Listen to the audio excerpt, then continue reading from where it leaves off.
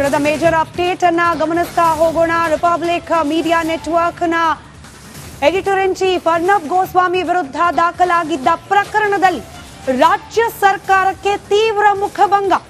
ಕೇಸನ್ನ ರದ್ದುಪಡಿಸಿದೆ ರಾಜ್ಯದ ಹೈಕೋರ್ಟ್. ನ್ಯಾಯಮೂರ್ತಿ ನಾಗಪ್ರಸನ್ನ ಅವರ ಪೀಠ ಮಹತ್ವದ ತೀರ್ಪನ್ನ ನೀಡಿದೆ. ರಿಪಬ್ಲಿಕ್ ಮೀಡಿಯಾ ನೆಟ್ವರ್ಕ್ಗೆ ಈ ಒಂದು ಕಾನೂನಾತ್ಮಕ ಹೋರಾಟದಲ್ಲಿ ಭರ್ಜರಿ ಜಯ. ರಾಜ್ಯ ಸರ್ಕಾರಕ್ಕೆ ತೀವ್ರ ಮುಖಭಂಗ. ಕೇಸ್ನಲ್ಲಿ ಆದ ತಪ್ಪೇನು ಅಂತ ಹೇಳಿ ಸರ್ಕಾರಕ್ಕೆ ನೇರ ಪ್ರಶ್ನೆಯನ್ನ ಮಾಡಿದ್ದಾರೆ ನ್ಯಾಯಮೂರ್ತಿಗಳು. ಈ ಕೇಸ್ನಲ್ಲಿ ಯಾವುದೇ ಕಾನೂನು ಉಲ್ಲಂಘನೆ ಆಗಿಲ್ಲ. ಮುಖ್ಯಮಂತ್ರಿಯನ್ನ ನಿಂದಿಸಿ ಸುದ್ದಿ ಮಾಡಲಾಗಿತ್ತು ಅನ್ನೋ ಆರೋಪ ಕೂಡ ಇದೆ. ಸಿದ್ದರಾಮಯ್ಯ ಸರ್ಕಾರಕ್ಕೆ ಹೈಕೋರ್ಟ್ ಚಾಟಿ ಬೀಸಿದೆ. ಅರ್ನಬ್ ಗೋಸ್ವಾಮಿ ಮತ್ತು ರಿಪಬ್ಲಿಕ್ ಕನ್ನಡದ ವಿರುದ್ಧ ದಾಖಲಾಗಿದ್ದ ಕೇಸ್ ಇದು. ಈ ಕೇಸ್ನಲ್ಲಿ ಇದೀಗ ನ್ಯಾಯಮೂರ್ತಿ ನಾಗಪ್ರಸನ್ನ ಅವರ ಪೀಠ ರಿಪಬ್ಲಿಕ್ ಮೀಡಿಯಾ ನೆಟ್ವರ್ಕ್ನ ಪರವಾಗಿ ತೀರ್ಪನ್ನ ನೀಡುವ ಮೂಲಕ ರಾಜ್ಯ ಸರ್ಕಾರಕ್ಕೆ ತೀವ್ರ ಮುಖಭಂಗವಾಗಿದೆ. ಸುದ್ದಿ ಪ್ರಸಾರ ಮಾಡುವ ಸಂದರ್ಭದಲ್ಲಿ ಮುಖ್ಯಮಂತ್ರಿಗಳಿಗೆ ವೈಯಕ್ತಿಕವಾಗಿ ಯಾವುದೇ ರೀತಿಯಲ್ಲೂ ಕಾನೂನು ಉಲ್ಲಂಘನೆ ಆಗೋ ರೀತಿಯಲ್ಲಿ ಸುದ್ದಿ ಪ್ರಸಾರ ಆಗಿಲ್ಲ ಅನ್ನೋದನ್ನ ಇದೀಗ ಹೈಕೋರ್ಟ್ ತನ್ನ ಆದೇಶದ ಮೂಲಕ ಎತ್ತಿ ಹಿಡಿದಿದೆ. ಸಿದ್ದರಾಮಯ್ಯ ಸರ್ಕಾರಕ್ಕೆ ಆ ಮೂಲಕ ತೀವ್ರ ಮುಖಭಂಗ. ರಿಪಬ್ಲಿಕ್ ಮೀಡಿಯಾ ನೆಟ್ವರ್ಕ್ನ editor in chief Arnab Goswami ಹಾಗೆ ರಿಪಬ್ಲಿಕ್ ಕನ್ನಡದ ವಿರುದ್ಧ ದಾಖಲಾಗಿದ್ದ ಕೇಸ್ ಇದು. ಕೇಸ್ನ ವಿಚಾರಣೆ ರಾಜ್ಯದ ಹೈಕೋರ್ಟ್ನಲ್ಲಿ ನಡೀತಾ ಇತ್ತು. ಇವತ್ತು ಜಸ್ಟಿಸ್ ನಾಗಪ್ರಸನ್ನ ಅವರ ಪೀಠ ಮಹತ್ವದ ಆದೇಶವನ್ನ ಪ್ರಕಟ ಮಾಡಿದೆ. ಪತ್ರಿಕಾ ಸ್ವಾತಂತ್ರ್ಯವನ್ನ ಆ ಮೂಲಕ ಎತ್ತಿ ಹಿಡಿದಿದೆ ರಾಜ್ಯದ ಘನತೆ ವೆತ್ತ ಹೈಕೋರ್ಟ್. ಈ ಕೇಸ್ನಲ್ಲಿ ಆದ ತಪ್ಪೇನು, ಯಾವ ರೀತಿಯಾದ ಕಾನೂನು ಉಲ್ಲಂಘನೆ ಆಗಿದೆ ಅಂತ ಹೇಳಿ ನೇರವಾಗಿ ಸರ್ಕಾರಕ್ಕೇನೆ ಪ್ರಶ್ನೆ ಮಾಡಿದೆ ನ್ಯಾಯಪೀಠ.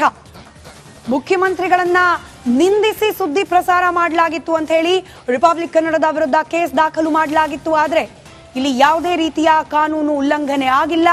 ಮುಖ್ಯಮಂತ್ರಿಗಳಿಗೆ ಅವಹೇಳನೆ ಆಗೋ ರೀತಿಯಲ್ಲಿ ಸುದ್ದಿ ಪ್ರಸಾರ ಆಗಿಲ್ಲ ಅನ್ನೋದನ್ನ ಹೈಕೋರ್ಟ್ ತನ್ನ ಆದೇಶದಲ್ಲಿ ಬಹಳ ಸ್ಪಷ್ಟವಾಗಿ ತಿಳಿಸಿದೆ. ಆ ಮೂಲಕ ಈ ಕಾನೂನು ಸಂಘರ್ಷದಲ್ಲಿ ರಾಜ್ಯ ಸರ್ಕಾರದ ವಿರುದ್ಧ, ಸಿದ್ದರಾಮಯ್ಯ ನೇತೃತ್ವದ ರಾಜ್ಯ ಸರ್ಕಾರದ ವಿರುದ್ಧ ರಿಪಬ್ಲಿಕ್ಗೆ ದಿಗ್ವಿಜಯ ಲಭ್ಯವಾಗಿದೆ.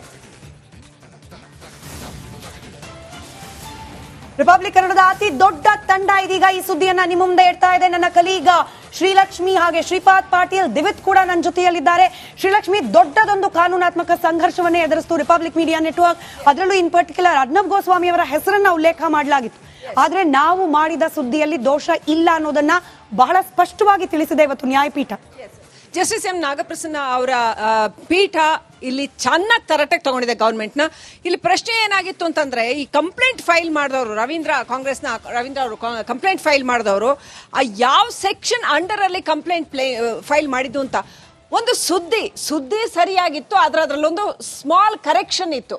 ಅದು ಕರೆಕ್ಷನ್ ಇತ್ತು ಅಂತ ಗೊತ್ತಾದ ತಕ್ಷಣ ನಾವು ಅದನ್ನ ಇಮಿಡಿಯೇಟ್ ಕರೆಕ್ಟ್ ಮಾಡಿದೀವಿ, ಅಷ್ಟೇ ಇದ್ದಿದ್ದು. ಅಷ್ಟಕ್ಕೆ ಇವ್ರು ಫೈಲ್ ಮಾಡಿದ ಕೇಸ್ ಏನಾಗಿತ್ತು ಅಂತಂದ್ರೆ, ಹೇಟ್ರಿಡ್ನೆಸ್ ಏನು ಕ್ರಿಯೇಟಿಂಗ್ ಪ್ರಮೋಟಿಂಗ್ ಎನ್ಮಿಟಿ, ಹೇಟ್ರಿಡ್ನೆಸ್ ಆರ್ ಇಲ್ ವಿಲ್ ಬಿಟ್ವೀನ್ ಕ್ಲಾಸಸ್ ಅಂತ, ಜನಗಳ ಮಧ್ಯೆ ದ್ವೇಷ ಹರಡುವ ತಪ್ಪು. ಇದೆಲ್ಲ ಎಲ್ಲಿದೆ ಸ್ವಾಮಿ? ಆಂಬ್ಯುಲೆನ್ಸ್ ದಾರಿ ಬಿಡ್ಲಿಲ್ಲ, ಸಿಎಂ ಕನ್ವಾಯ್ ಬಂತು ಹಂಗಾಗಿ ಅನ್ನೋದು ಕೇಸು. ಅದಕ್ಕೆ ಏನೇನೋ ಸೆಕ್ಷನ್ಗಳು IPC 505 ಹಾಕಿದ್ದಾರೆ. ಕೋರ್ಟ್ ಹೇಳಿದೆ ಯಾವ ಕಾರಣಕ್ಕೂ 505 ಇದ್ರಲ್ಲಿ ಅಪ್ಲೈ ಮಾಡಕ್ಕೆ ರಿಮೋಟೆಸ್ಟ್ ಪಾಸಿಬಿಲಿಟಿನೂ ಇಲ್ಲ ಅಂತ ಹೇಳಿದೆ. ಸುಮ್ಮನೆ ಕಾನೂನಿನ ಸಮಯವನ್ನ, ಕೋರ್ಟ್ನ ಸಮಯವನ್ನ, ಜನಗಳ ಸಮಯವನ್ನ ವೇಸ್ಟ್ ಮಾಡಕ್ಕೆ ಇಂಥ ಕಾನೂನಿನ ದುರ್ಬಳಕೆಯನ್ನ ಕಾಂಗ್ರೆಸ್ ಮಾಡ್ಕೊಳ್ತಾ ಇದೆ ಅನ್ನೋದ್ರ ಸ್ಪಷ್ಟ ಉದಾಹರಣೆನ ಇದರಲ್ಲಿ ನಾವು ನೋಡ್ತಾ ಇದ್ವಿ. ನಮ್ಮ ಕಾನೂನು ವ್ಯವಸ್ಥೆ ಎಷ್ಟು ಸುಭದ್ರವಾಗಿದೆ ಅನ್ನೋದಕ್ಕೆ ಇವತ್ತಿನ ನ್ಯಾಯಪೀಠ ಕೊಟ್ಟಿರುವ ತೀರ್ಪು ಅತಿ ಸ್ಪಷ್ಟವಾದ ಉದಾಹರಣೆ ಆಗ್ತಿದೆ. ಶ್ರೀಪಾದ್, ಪತ್ರಿಕಾ ಸ್ವಾತಂತ್ರ್ಯ ಅಂತ ಒಂದಿರುತ್ತೆ. ಸರ್ಕಾರಗಳು ಯಾವುದೇ ಪಕ್ಷದಿರಲಿ, ನಾವಿಲ್ಲಿ ಕಾಂಗ್ರೆಸ್ ಸರ್ಕಾರ ಇದೆ ಅಂತ ಮಾತ್ರ ದೂಷಿಸೋದಲ್ಲ, ಯಾವುದೇ ಪಕ್ಷದ ಸರ್ಕಾರ ಇದ್ರೂ ಕೂಡ ಪತ್ರಿಕಾ ಧರ್ಮಕ್ಕೆ, ಪತ್ರಿಕಾ ಸ್ವಾತಂತ್ರ್ಯಕ್ಕೆ ಅವಕಾಶ ಇರಲೇಬೇಕು. ಅದನ್ನ ಹತ್ತಿಕ್ಕೋ ಪ್ರಯತ್ನ ಈ ರೀತಿಯಲ್ಲ. ಆದ್ರೆ ನಮ್ಮ ನ್ಯಾಯಾಂಗ ವ್ಯವಸ್ಥೆ ಅದಕ್ಕೆ ಅವಕಾಶ ಕೊಡೋದಿಲ್ಲ ಅನ್ನೋದಂತೂ ಪ್ರೂವ್ ಆಗಿದೆ. ಉಷಮೈಕ್, ನಿಜಕ್ಕೂ ಈಗ ನಮ್ಮ ಉದ್ದೇಶ ಏನಾಗಿತ್ತು, ಈ ಸುದ್ದಿಯ ಹಿಂದಿನ ಕಾಳಜಿ ಯಾವ ರೀತಿ ಇತ್ತು ಅಂತಂದ್ರೆ, ಜನಸಾಮಾನ್ಯರಿಗೆ ತೊಂದರೆ ಆಗ್ತಾ ಇದೆ, ಅಧಿಕಾರ ಇದ್ದವರು ಏನಾದ್ರೂ ಮಾಡಬಹುದಾ ಅನ್ನುವಂತಹ ಪ್ರಶ್ನೆ. ಜೊತೆಗೆ ನೀವು ಜೀರೋ ಟ್ರಾಫಿಕ್ ನಲ್ಲಿ ಓಡಾಡೋದು, ನಾನು ಯಾವುದೇ ರೀತಿ ಟ್ರಾಫಿಕ್ ಫೆಸಿಲಿಟಿಯನ್ನ ತಗೊಳ್ಳಲ್ಲ ಅಂತ ಹೇಳಿ ದೊಡ್ಡ ದೊಡ್ಡ ವೇದಿಕೆಯಲ್ಲಿ ದೊಡ್ಡ ದೊಡ್ಡ ಭಾಷಣ ಮಾಡ್ತಾ ಇರ್ತೀರಿ. ಆದ್ರೆ ನಿಮ್ಮ ಪ್ರೋಟೋಕಾಲ್ ಇಂದ, ನಿಮ್ಮ ಇದರಿಂದ ಈ ರೀತಿ ತೊಂದರೆ ಆಗ್ತಿದೆ ಅನ್ನುವಂತಹ ಉದ್ದೇಶ ಇತ್ತು, ಇದರ ಹಿಂದೆ ಉದ್ದೇಶ ಇದ್ದದ್ದು ಜನಸಾಮಾನ್ಯರಿಗೆ ತೊಂದರೆ ಆಗಬಾರ್ದು ಅಂತ ಆಗಿತ್ತು. ಇದನ್ನ ಬಿಟ್ರೆ ಬೇರೆ ಯಾವುದೇ ರೀತಿಯ ದುರುದ್ದೇಶ ಇರಲಿಲ್ಲ, ಅಥವಾ ಯಾರನ್ನಾದ್ರೂ ಟಾರ್ಗೆಟ್ ಮಾಡ್ಕೊಂಡು ನಾವು ಈ ರೀತಿ ಮಾತಾಡಬೇಕು ಅಥವಾ ಬೇಕು ಅಂತ ಯಾರನ್ನು ಸಿಕ್ಕಾಕ್ಸ್ಬೇಕು ಅನ್ನುವಂತ ಉದ್ದೇಶ ಇರಲಿಲ್ಲ. ನಮ್ಮ ಉದ್ದೇಶ ಮತ್ತು ನಮ್ಮ ಕಳಕಳಿ ಏನಿತ್ತು ಅಂತಂದ್ರೆ ಜನಸಾಮಾನ್ಯರಿಗೆ ತೊಂದರೆ ಆಗಬಾರ್ದು ಅಂತ. ಸೊ ಇವತ್ತು ಕೂಡ ಕೋರ್ಟ್ ಬಹಳ ಸ್ಪಷ್ಟವಾಗಿ ಹೇಳಿದೆ, ಇದರಲ್ಲಿ ಯಾವುದೇ ರೀತಿಯ ಉಲ್ಲಂಘನೆಯ ವಿಚಾರ ಇಲ್ವೇ ಇಲ್ಲ. ಸುದ್ದಿಯನ್ನ ಸುದ್ದಿ ತರ ನೋಡಬೇಕು, ಇದರಲ್ಲಿ ಕರೆಕ್ಷನ್ ಇದ್ದದನ್ನ ಅವರು ಸರಿ ಮಾಡ್ಕೊಂಡಿದ್ದಾರೆ. ನೀವು ಯಾವುದೋ ಸೆಕ್ಷನ್ ಅನ್ನು ಇಲ್ಲಿ ಮೆನ್ಷನ್ ಮಾಡ್ತಾ ಇದ್ದೀರಿ, ಆ ಸೆಕ್ಷನ್ ಇಲ್ಲಿ ಅಪ್ಲೈ ಆಗುತ್ತಾ, ಇವೆಲ್ಲವನ್ನೂ ಕೂಡ ಕೂಲಂಕುಷವಾಗಿ ವಿಚಾರ ಮಾಡಿ ಇವತ್ತು ಈ ಕೇಸನ್ನ ರದ್ದು ಮಾಡಿರೋದು ನಮ್ಮ ಗೆಲುವಿಗೆ ನಿಜಕ್ಕೂ ಹೆಮ್ಮೆ ಅನ್ನಿಸ್ತಾ ಇದೆ. ಸುದ್ದಿ ನೀಡೋ ಧಾವಂತ ಹೇಗಿರುತ್ತೆ, ಫೀಲ್ಡ್ ಅಲ್ಲಿ ಇರೋ ರಿಪೋರ್ಟರ್ಗಳಿಗೆ ಗೊತ್ತಿರುತ್ತೆ, ಜನಸಾಮಾನ್ಯರಿಗೆ ಏನು ಮೀಡಿಯಾ ಹೆಂಗ್ ವರ್ಕ್ ಆಗುತ್ತೆ ಅನ್ನೋದು ಗೊತ್ತಿಲ್ಲದೆ ಇರೋ ಸಂಗತಿ ಅಲ್ಲದೇವೆ. ಸುದ್ದಿ ಕೊಡೋ ಧಾವಂತದಲ್ಲಿ ಆದ ಚಿಕ್ಕ ಮಿಸ್ಟೇಕ್, ಈಗ ದೊಡ್ಡ ದೊಡ್ಡ ನಾಯಕರೇನೆ ತಪ್ಪು ಮಾಡೋ ಸಂದರ್ಭಗಳಿರುತ್ತೆ. ಬಟ್ ನಾವು ಬಹಳ ಸ್ಪಷ್ಟವಾಗಿ ಹೇಳಿದ್ವಿ, ನಮ್ಮಿಂದ ಸುದ್ದಿ ಪೋಟ್ರೆ ಮಾಡೋದ್ರಲ್ಲಿ ಚಿಕ್ಕ ಮಿಸ್ಟೇಕ್ ಆಗಿದೆ, ವೆರಿ ನೆಕ್ಸ್ಟ್ ಸೆಕೆಂಡ್ ನಾವು ಅದನ್ನ ತಿಳಿಸಿದ್ವಿ. ಆದ್ರೂ ಕೂಡ ದಾಖಲಾಗಿದ್ದ ಕೇಸ್ ಇದೀಗ ರಿಪಬ್ಲಿಕ್ ನ ಈ ಕಾನೂನಾತ್ಮಕ ಹೋರಾಟಕ್ಕೆ ಜಯ ಸಿಕ್ಕಿದೆ. ಆಮೇಲೆ ಮೇಡಮ್ ಈಗ ನೋಡಿ, ಈಗ ಒಟ್ಟು 3 ಅಂಗಗಳಿದೆ, ನ್ಯಾಯಾಂಗ, ಶಾಸಕಾಂಗ, ಕಾರ್ಯಾಂಗ ಅಂತ ಹೇಳಿ. ಸೊ 4ನೇ ಅಂಗ ಮಾಧ್ಯಮ ಅಂಗ ಅಂತ ಹೇಳ್ತೀವಿ. ಸೊ ಇಲ್ಲಿ ಮಾಧ್ಯಮದ ಬಗ್ಗೆ ಸಾಕಷ್ಟು ಬೇರೆ ಬೇರೆ ರೀತಿಯಲ್ಲಿ ಆರೋಪಗಳನ್ನ ಮಾಡ್ತಿರ್ತಾರೆ. ಸಣ್ಣ ಪುಟ್ಟ ಮಿಸ್ಟೇಕ್ಗಳು ಆಗುತ್ತೆ, ಆಗಲ್ಲ ಅಂತಲ್ಲ, ಅದನ್ನ ನಾವು ಸರಿಪಡಿಸುವಂತ ಕೆಲಸವನ್ನ ಇದೇ ವೇದಿಕೆಯಲ್ಲಿ ನಾವು ಮಾಡಿದ್ದೇವೆ.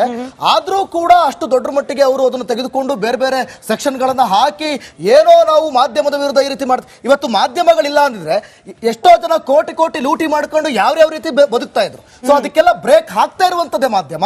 ಅದರಲ್ಲೂ ಕೂಡ ರಿಪಬ್ಲಿಕ್ ಕನ್ನಡ ನಾವು ಡೇ 1 ಇಂದಲೂ ಯಾವ ರೀತಿ ನಾವು ರಿಪೋರ್ಟಿಂಗ್ ಅನ್ನ ಮಾಡಿದೀವಿ, ಗದ್ದೆಗಳಿದ್ದೀವಿ, ಕೆಸರಿಗಳಿದ್ದೀವಿ, ಚರಂಡಿಗಳಿದ್ದೀವಿ, ಅದನ್ನೆಲ್ಲ ನಿರಂತರವಾಗಿ ನೋಡ್ತಾ ಇದ್ದೀರಾ. ಅದ್ಯಾವುದು ಕೂಡ ಕಾಣದಂತ ಜನನಾಯಕರಿಗೆ ಒಂದು ಸಣ್ಣ ಒಂದು ಮಿಸ್ಟೇಕ್ ಇಷ್ಟು ದೊಡ್ಡ ಮಟ್ಟದ ಕಂಡಿದೆ ಅಂದ್ರೆ ಅಬ್ಸಲ್ಯೂಟ್ಲಿ ಅವರಿಗೂ ಕೂಡ ಸಿಲ್ಲಿ ಅನ್ಸುತ್ತೆ. ಎಕ್ಸಾಕ್ಟ್ಲಿ. ನನ್ನ ಕಲೀಗ್ ನಾಗೇಂದ್ರ ಬಾಬು ಕೂಡ ನೇರ ಸಂಪರ್ಕದಲ್ಲಿದ್ದಾರೆ. ಇನ್ಫ್ಯಾಕ್ಟ್ ಮೈಸೂರಿನಲ್ಲಿದ್ದಾರೆ, ಇವತ್ತು ಮುಖ್ಯಮಂತ್ರಿಗಳ ತವರು ಜಿಲ್ಲೆ ಮೈಸೂರಿನಲ್ಲಿದ್ದಾರೆ ನಾಗೇಂದ್ರ ಬಾಬು ಅವರು.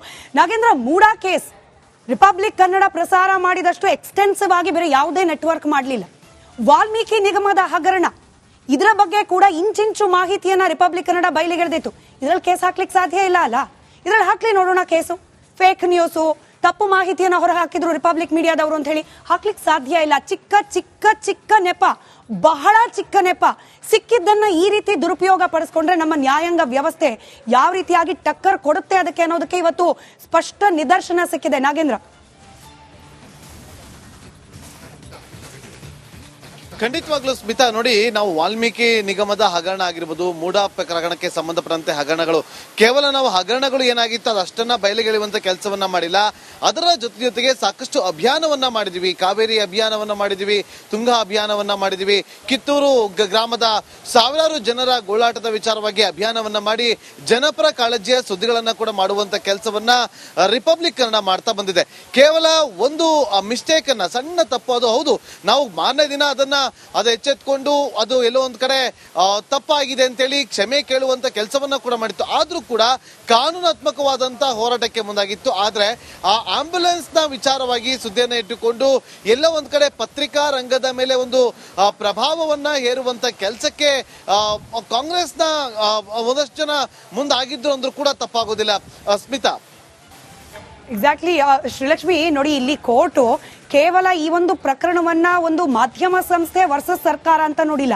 ಅಬ್ಯೂಸ್ ಆಫ್ ಲಾ ಸಿಸ್ಟಮ್ ಅಂದ್ರೆ ನ್ಯಾಯಾಂಗ ವ್ಯವಸ್ಥೆಯನ್ನ ನೀವು ದುರ್ಬಳಕೆ ಮಾಡ್ಕೊಂಡಿದ್ದೀರಿ ಅಂತ ಹೇಳಿ ಸರ್ಕಾರಕ್ಕೆ ಛೀಮಾರಿ ಹಾಕಿದೆ.